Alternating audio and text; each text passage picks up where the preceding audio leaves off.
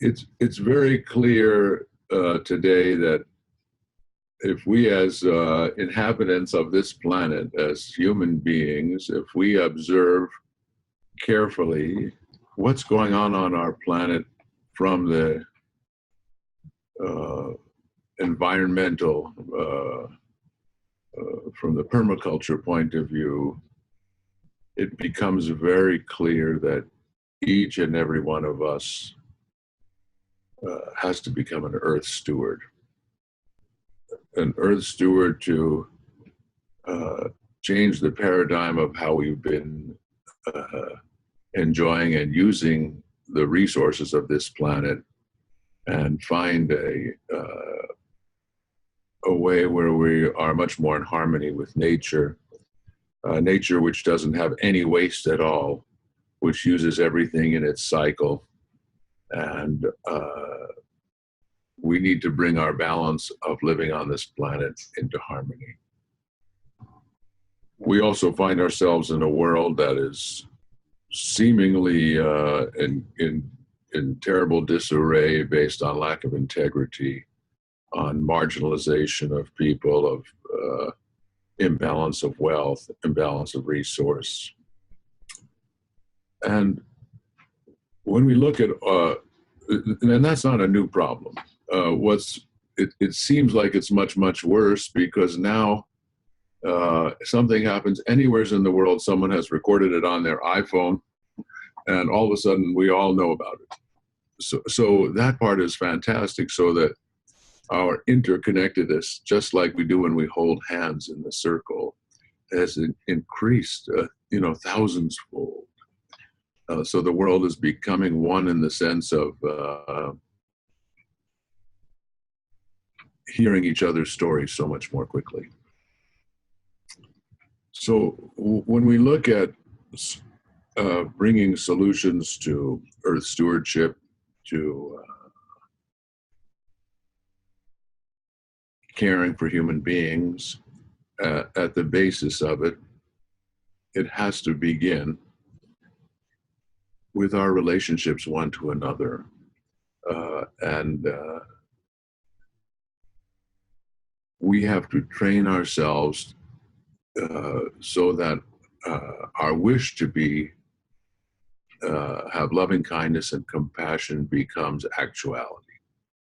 So that we as human beings, our chief form of interrelation of action becomes loving kindness and compassion. When you do these dances, first thing, like you said, you hold hands. That's extraordinary.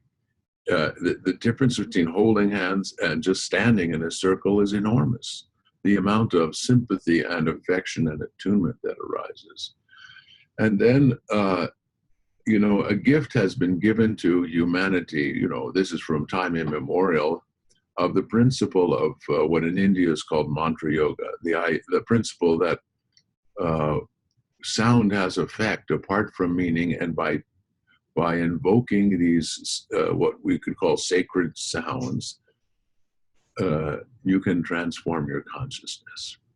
And so here we have a form where you're in community, you're creating a tribe, so to say, a support system, a sense of belonging, affection, kindness, resounding these beautiful sounds through music.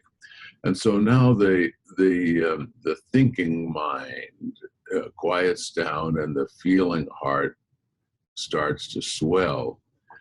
And now you become connected with your essential nature, which is like the sun shining out all the time. So it's such a blessing. The dances are an extraordinary blessing, but we don't see the dances just as a standalone, because they're part of dedicating ourselves to what's calling us.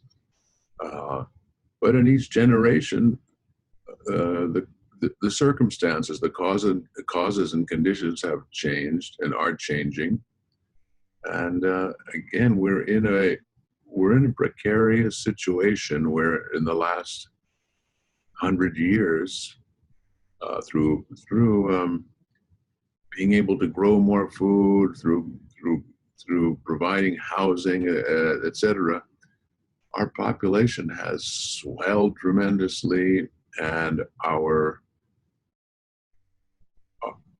practices of how we use the earth don't replenish themselves. So we're in a new situation, and that's that's where the new story comes in.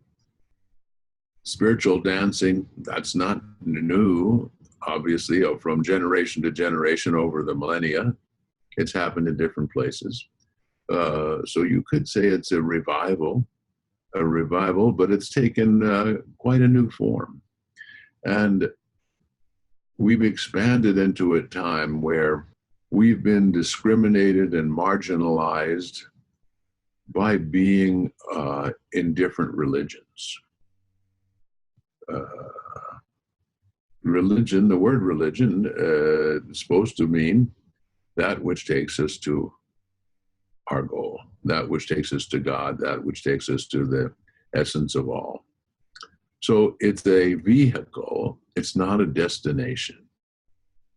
And just like each of us drive different kinds of cars, I have a Toyota, you have a Ford, or someone else has a Honda, or and so on. When we get there somewhere, we get out of the car. But we're in a condition where what religion you belong to and what you believe has more importance than the fact that you're journeying to an important place, and that what's your direct experience, not what's your belief. Belief is like a set of stairs.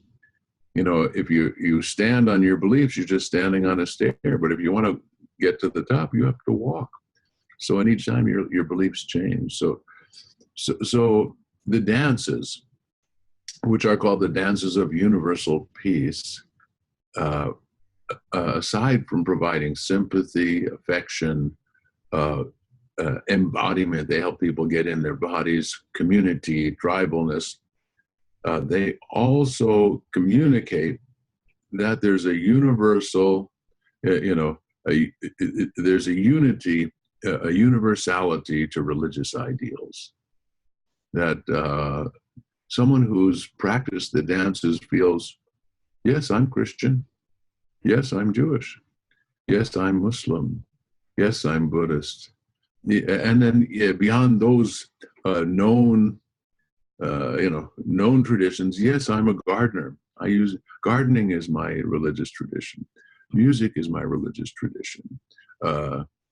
Earth stewardship is my religious tradition. So the dances help us move to understanding that there's a universality of religious ideals, and in that way help tremendously in making the world a more peaceful place where we can all be together. Doesn't matter what religion, what kind of car we drive. We're not fighting about the car and killing each other about which kind of car we're driving or which religion we're in. And so that's an enormous blessing that these dances bring. So we as human beings need to ask ourselves, we have goodwill, we want to be beneficial.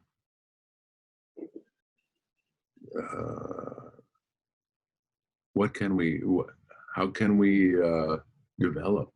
How can we develop our capacity to serve and to support and to enjoy life more at the same time?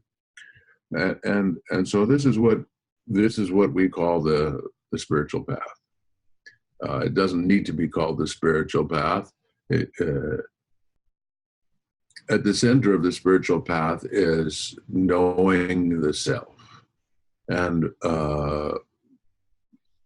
most of those journeys, you begin with what's most essential to life, which is your breath. And so there's so many beautiful ways to become attuned to the breath, to learn to live in the breath stream, which is the source of life, which human life is impossible within a very short time. A few minutes and you're gone.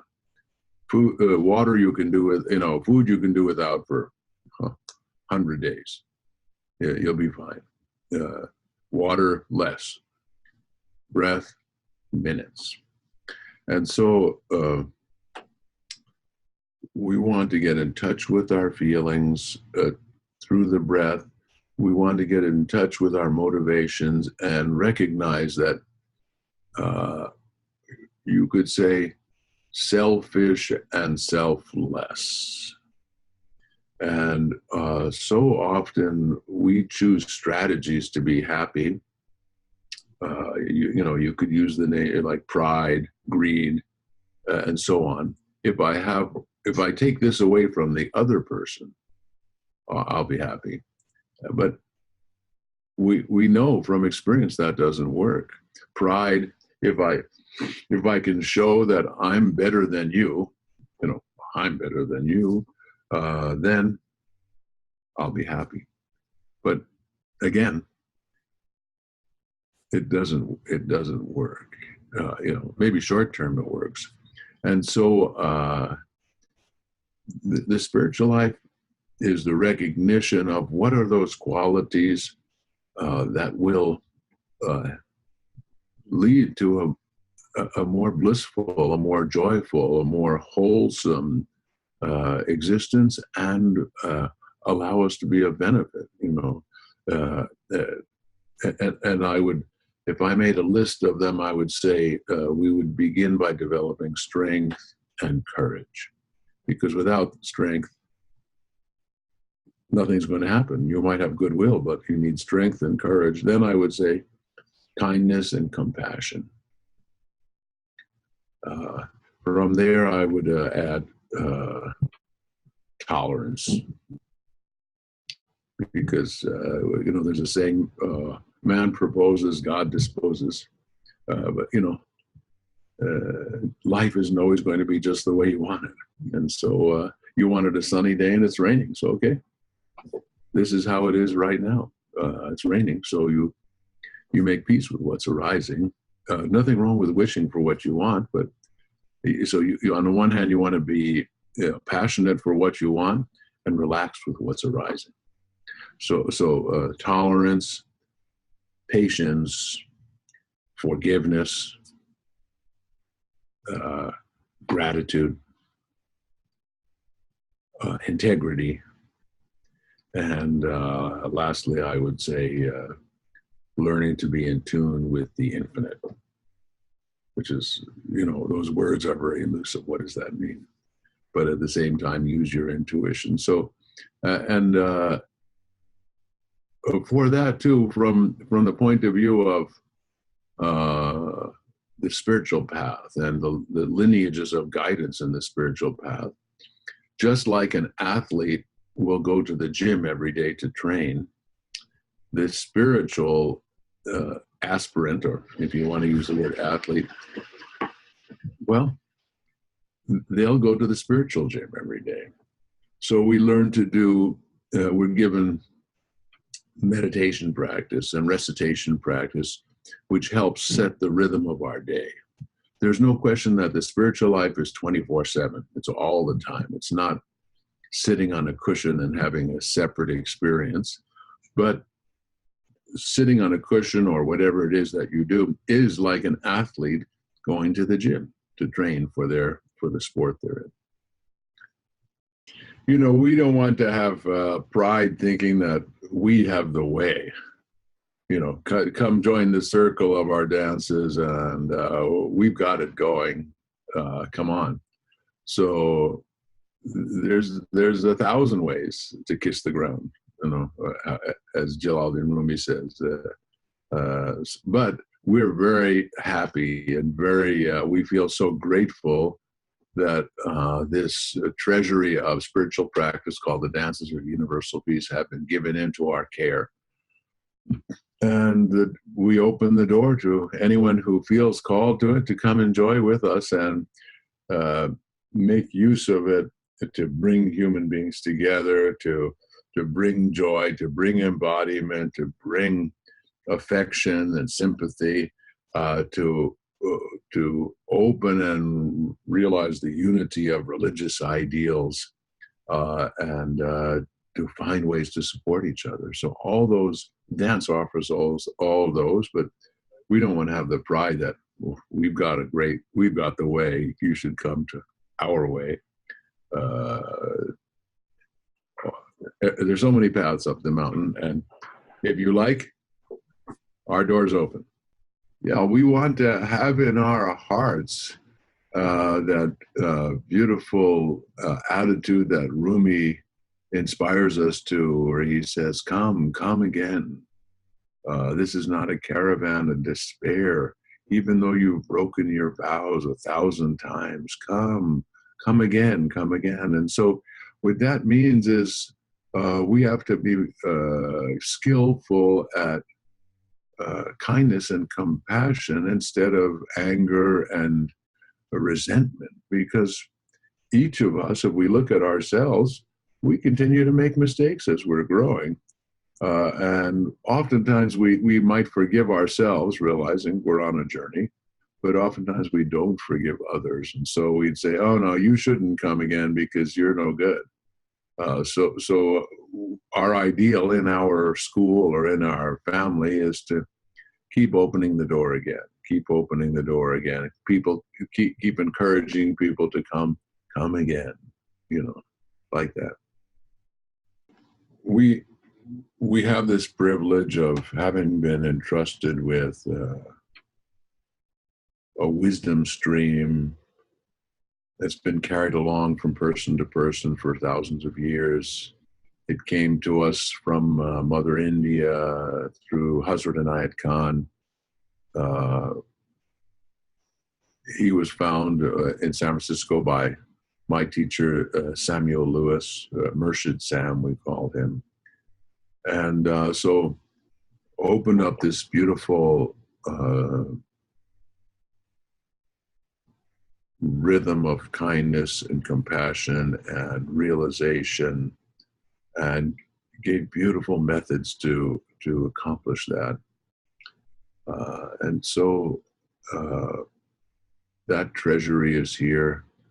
We want to offer it to anyone who wants to come to our door.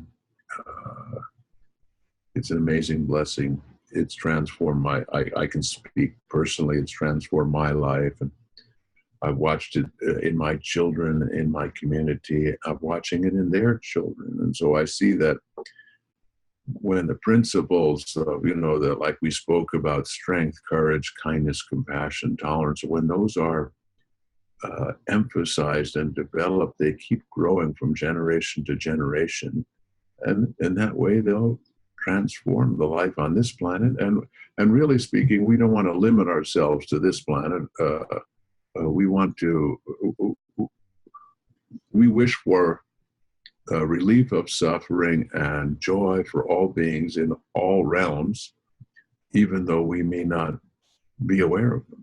Certainly even in the physical plane, in our realm, the earth realm, we have, from microscopic communities to plant communities,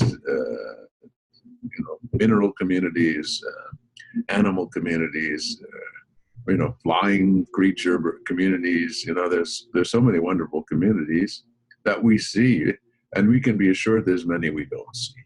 And so naturally, we wish for joy for all beings in all realms, known and unknown. We feel great gratitude and a beautiful responsibility to shepherd and nurture what's been given to us, and then also to dive in and make what we've received a reality, not just a philosophy, but make it a reality. So we are kind and compassionate and forgiving and generous and so on.